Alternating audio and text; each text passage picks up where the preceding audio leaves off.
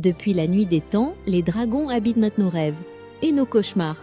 Ces créatures extraordinaires traversent toutes les cultures, de l'Orient à l'Occident, du Nord au Sud. Chaque civilisation a ses dragons, mais leur signification varie énormément.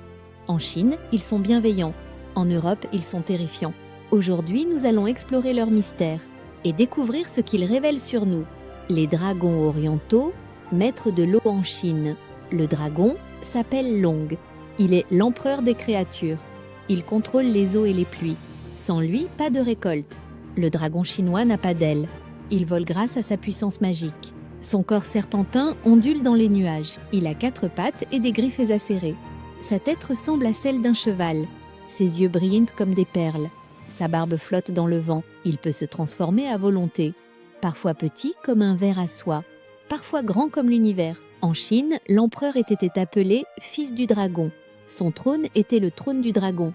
Seul l'empereur pouvait porter des robes à 5 griffes. Les nobles n'avaient droit qu'à 4 griffes. Le dragon représentait le pouvoir suprême. Il symbolisait la sagesse et la bienveillance. Un bon empereur était comme un dragon. Il apportait la prospérité à son peuple. Il contrôlait les forces naturelles. Le dragon jaune était le plus noble. Il résidait au centre de l'univers.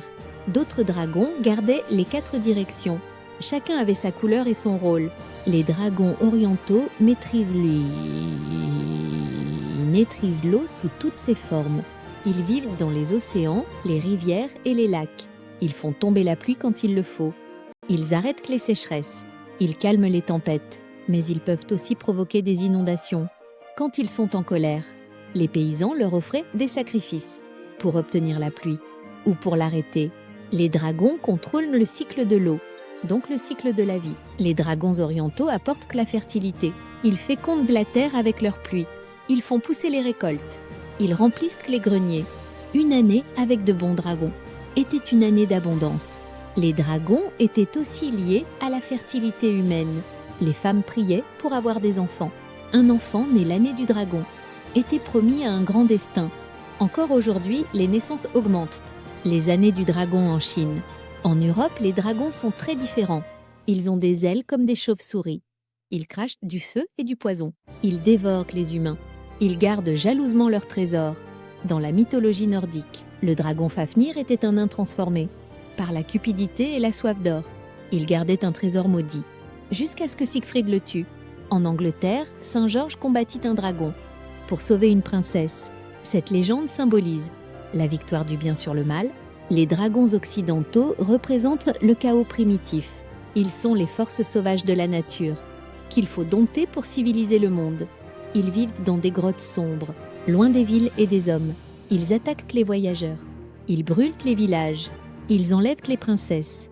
Seuls les héros les plus braves peuvent les affronter. Et souvent, ils meurent dans le combat.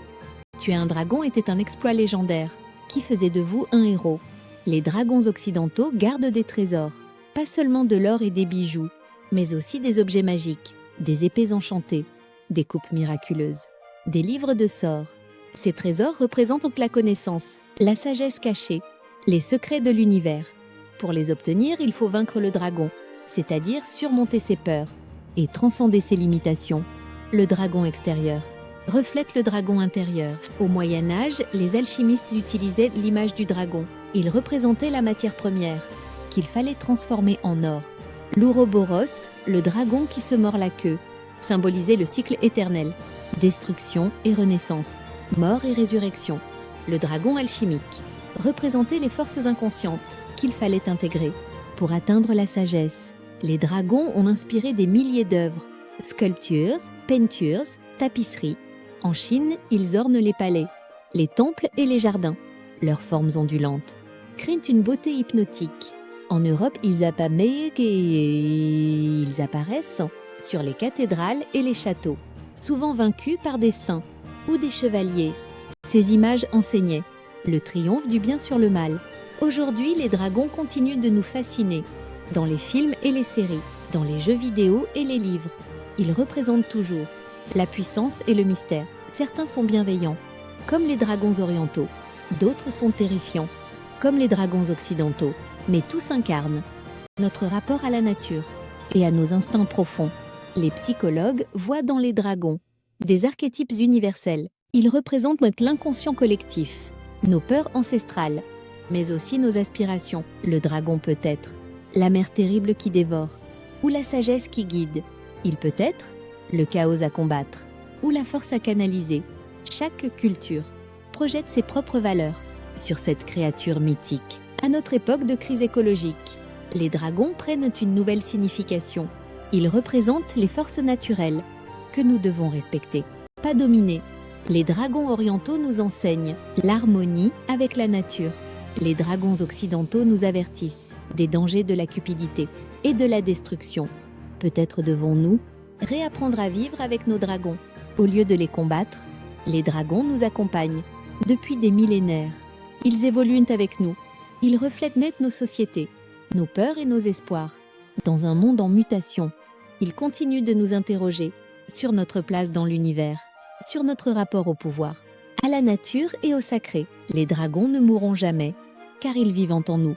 Les dragons ne sont pas que des créatures imaginaires, ils sont des miroirs de l'âme humaine. Ils révèlent nos aspirations les plus profondes et nos peurs les plus anciennes, qu'ils soient bienveillants ou terrifiants. Ils nous enseignent que la vraie sagesse consiste à intégrer nos contradictions et à transformer nos peurs en source de pouvoir. Si l'univers des dragons vous fascine, si vous voulez explorer d'autres créatures mythiques, abonnez-vous à notre chaîne Les Archives du Mythe. Nous plongeons dans les légendes qui ont façonné l'humanité, des créatures extraordinaires aux significations profondes. Rejoignez notre communauté de passionnés. Cliquez sur le bouton s'abonner juste en dessous. Activez la cloche pour ne rien manquer et découvrez les mystères des Archives du Mythe.